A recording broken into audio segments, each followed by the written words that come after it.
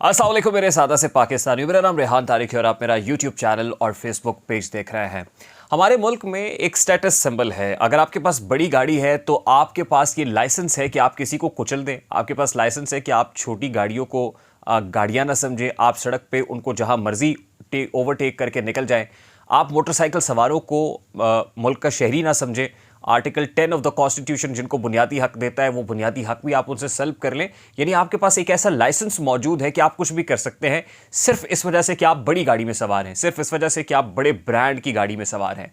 तो बड़ी गाड़ी, सड़क के ऊपर बड़ी गाड़ी वाले का जो माइंडसेट है, वो माइंडसेट मैं आपको बता रहा हूं। और एक बड़ी गाड़ी वाले का वाकया आज से 3 रोज पहले शहर कायद के इलाके गुलशन इकबाल की एक निजी यूनिवर्सिटी के सामने पेश आया। और अगर आप वो वाकया देख लें, वो फुटेज देखें, दिल खराश वाकया है, तो आप यकीन कीजिए कि तौबा तौबा करेंगे और आप उन लोगों के लिए रहम की अपील मांगेंगे जो बेचारे इतवार बाजार के अंदर सस्ती सब्जियां, सस्ती अशियाए खोरोनोश लेने के लिए अपने कमसिन बच्चों के साथ पहुंचते हैं। उनको क्या मालूम कि यहां बड़ी गाड़ियों वाले उनको कीड़े मकोड़े समझ के किसी भी वक्त रौंद कर निकल जाएंगे।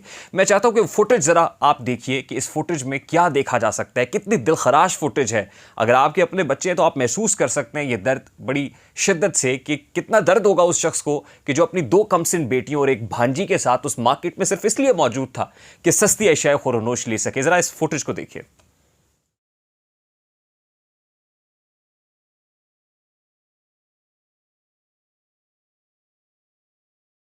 तो जनाब ये दिल खराश मनाजिर आपने देखे हैं कि एक ब्लैक वीगो है और आपको पता है कि वीगो डाला तो मुल्क के अंदर ताकत की अलामत समझा जाता है। मैं इसको किसी खास तबके के साथ, किसी खास डिपार्टमेंट के साथ, कम्युनिटी के साथ नहीं जोड़ रहा।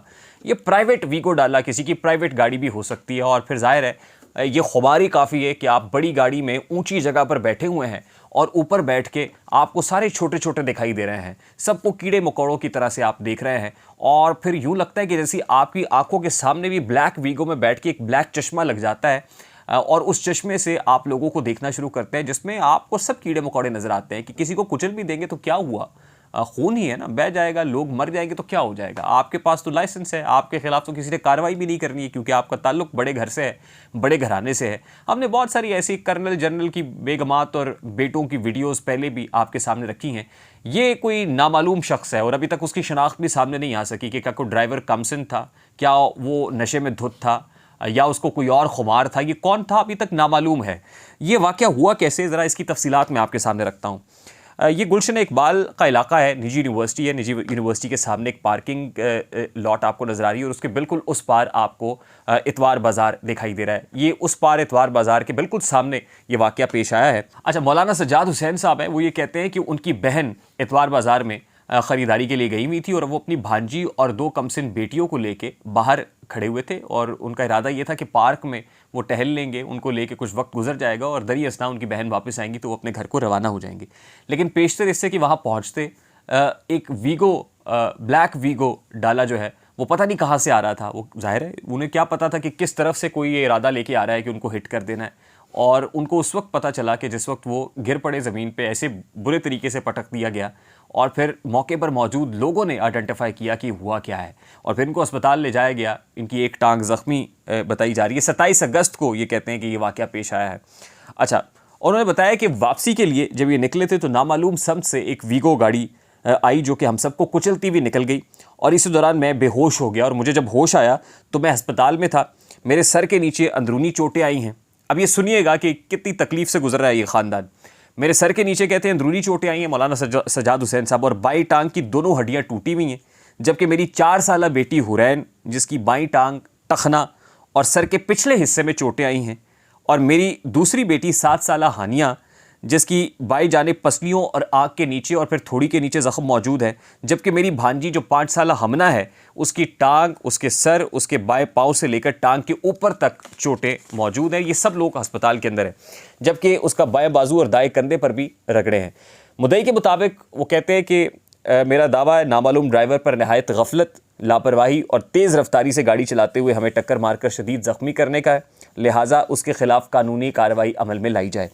अब जिस वक्त ये तमाम तर वाक़या मैं आपको नरेट कर रहा हूँ तो मालूमात ये आ रही हैं कि FIR का इंदराज तो हो गया है लेकिन FIR नामज़द नहीं है, उसमें किसी को नामज़द नहीं किया गया बल्कि नामालूम ड्राइवर के ख़िलाफ़ ये FIR है।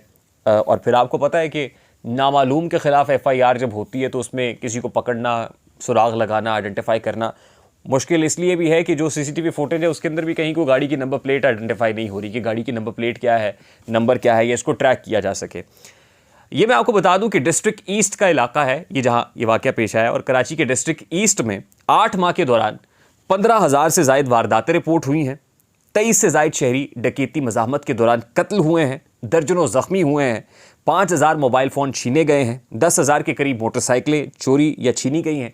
डिस्ट्रिक्ट ईस्ट शोबा तफ्तीश से सिर्फ डकैती मज़ाहमत पर कत्ल और ज़ख्मी होने वाले मुलज़मान का फॉलोअप लिया जाए और पूछा जाए कि उनके कितने मुलज़मान गिरफ्तार हुए और कितनों को जेल भेजा गया है। यानी पुलिस से ज़रा उनकी प्रोग्रेस रिपोर्ट कारकर्दगी तो पूछी जाए कि डिस्ट्रिक्ट ईस्ट में जो डाकू नगरी है, ये जो अंधेर नगरी चौपट राज है, ये कब ख़त्म होगा या अभी तक इसका फॉलोअप क्या है। तो अभी तक इतनी वारदातों के मुलज़मान तो कटहरे में नहीं पहुँचे।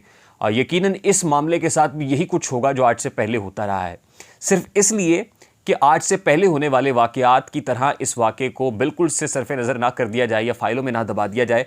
हमने सोचा कि हम इसके ऊपर व्लॉग करते हैं और इसको सोशल मीडिया के ऊपर तो एटलीस्ट अभी इसको टेकअप किया हुआ है लोगों ने, तो इसको ज़रा इसका मोमेंटम बने रहना चाहिए ताकि अरबाब इख्तियार तक ये मामला पहुँचे और इसको एक टेस्ट केस बनाकर जो डिस्ट्रिक्ट ईस्ट पुलिस है और ओवरऑल जो Sindh police IG Sindh police है वो इस मामले पर नोटिस ले, खुद इसको जाफिशानी के साथ देखें, इसको टेकअप करें। तो मुझे उम्मीद है कि मुलज़िमान पकड़े जाएंगे। मुलज़िमान इतने ताकतवर नहीं होते, कानून नाफिज करने वाले इदारे अगर सोच लें तो वो किसी ताकतवर से ताकतवर शख्स को भी पकड़ के तो करार वाकई सज़ा दे सकते हैं। और अगर वाकई इस मामले में सज़ा मिल गई तो हम समझेंगे कि वाकई हमारे कानून नाफिज करने वाले इदारे बड़े चौकन्ने हैं, बड़े क्लेवर हैं और हमें हमारी कोई जानो माल के तहफ़्फ़ुज़ के लिए वो कोई काम कर सकते हैं। अदरवाइज़ लोगों का एतबार और एतमाद जो है वो उठ जाएगा।